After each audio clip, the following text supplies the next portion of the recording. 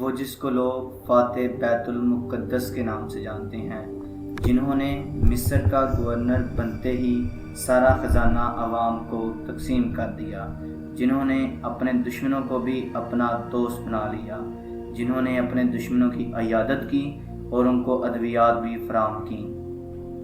جی میں محمد رضوان right T V کے ساتھ آپ کی خدمت میں حاضر ہوں۔ میں آج آپ کو سلطان صلاح الدین ایوبی کے بارے میں بتاؤں گا، جن کو دنیا دا صلاح الدین کے نام سے جانتی ہے۔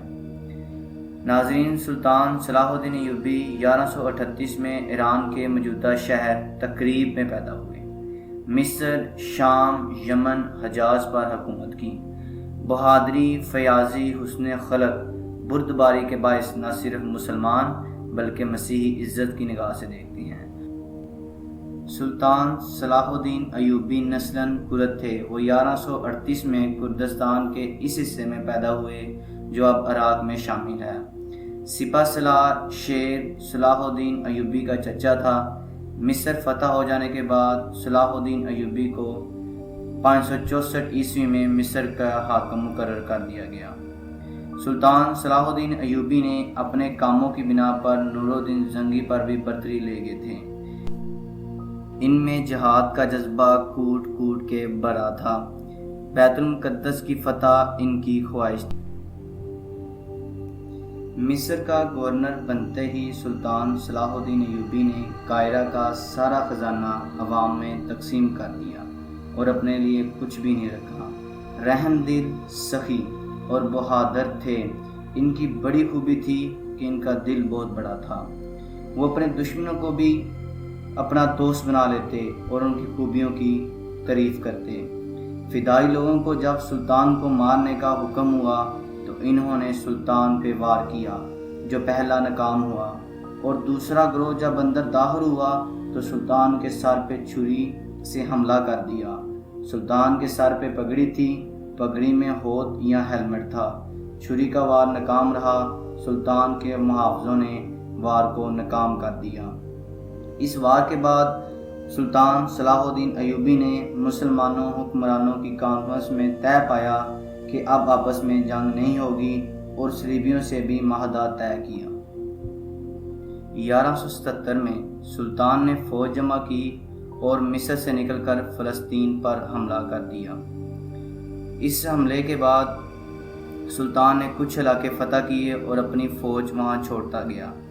25 نومبر 1177 کو سلطان صلاح الدین ایوبی پہ صلیبیوں نے اچانک حملہ کر کے ان کو پیچھے ہٹا دیا۔ سلطان نے اپنے بھائی توران شاہ کو خط لکھا: ہم بڑی مشکل سے جان بچا کر آئے ہیں، خدا کو ہم سے کوئی بہتر کام لینا تھا جو بچا لیا۔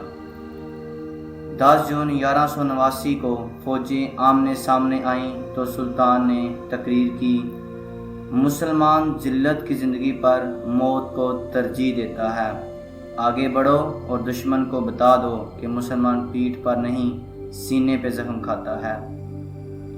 وولڈون کی فوج کو سلطان کے وفاداروں نے زبردست شکست دی۔ سلطان فلسطین پر قبضہ کر سکتا تھا۔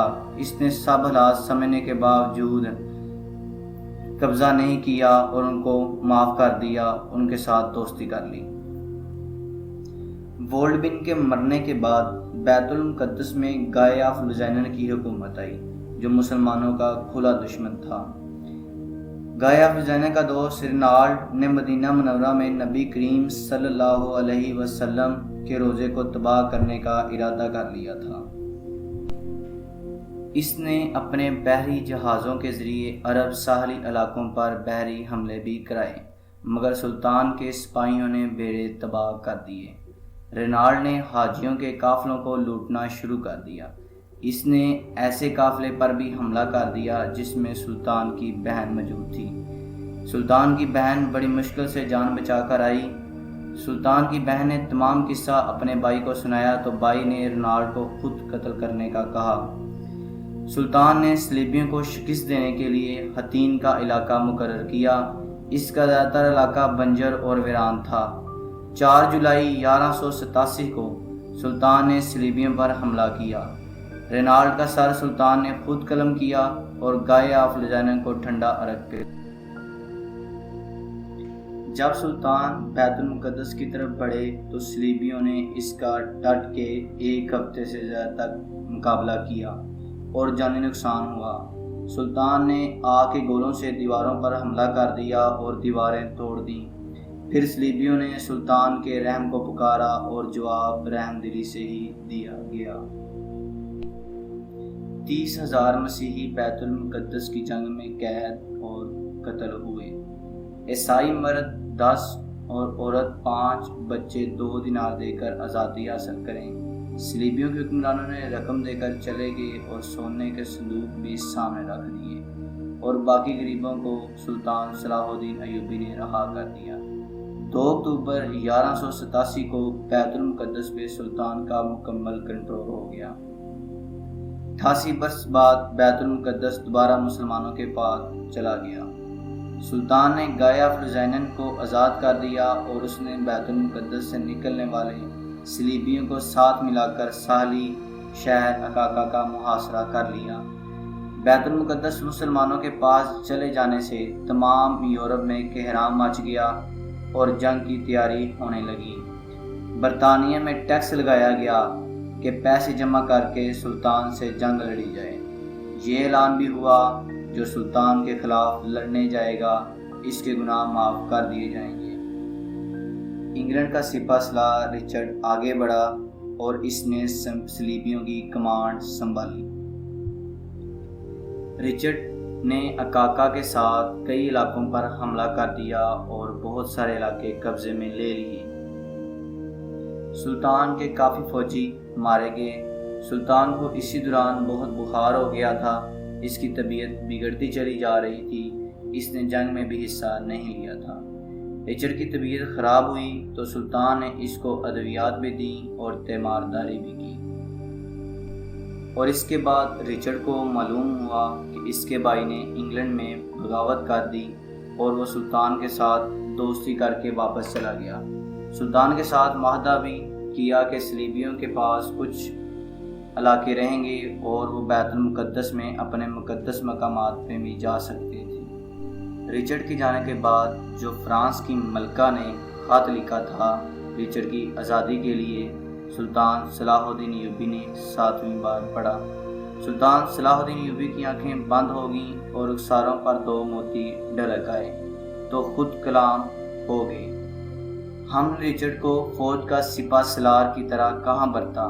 ہم نے گستاخیوں کو برداشت کیا۔ ہم نے اس کو افضل اور عزیز کی طرح جانا تھا۔ جب بیمار ہوا تو دمشق سے بغداد تک طبیبوں کی تیمارداری کا حکم صادر فرمایا اور جنگ میں اس کو گھوڑا بھی دیا۔ جنگ کے بعد سلطان کی طبیعت بگڑتی جا رہی تھی۔ لوگ سلطان کی عیادت کے لیے آتے تو سلطان کی آنکھیں بند رہتی۔ لوگ سلطان کے ارد گرد تلاوتِ قرآن پاک کرتے مگر سلطان کو کوئی خبر نہ تھی۔ 4 مارچ 1193 کو سلطان نے آنکھیں کھولیں، پھر ان کی زبان ہلی جیسے کچھ پڑھ رہے ہوں، پھر ان کی روح پرواز کر گئی۔ انا للہ و انا الیہ راجعون۔ دمشق میں سلطان صلاح الدین ایوبی کا مقبرہ ہے۔ 1917 میں پہلی جنگ عظیم کے دوران فرانس اور برطانیہ نے سلطنت عثمانیہ کو شکست دے کر عرب خطہ چھین لیا۔ اسی دوران فرانسیسی جنرل ہنری گوارڈ نے دمشق میں سلطان کی قبر پہ گیا اور لات مار کے کہا، اٹھو صلاح الدین، ہم واپس آ گئے ہیں۔ ہمارے چینل رائٹ ٹی وی کو سبسکرائب کریں اور بیل آئیکن کو پریس کریں تاکہ نئی ویڈیوز آپ تک پہنچ سکیں۔ اگر مزید اسلامی ہیروز کی ہسٹری جاننی ہو تو کمنٹ میں ضرور بتائیں۔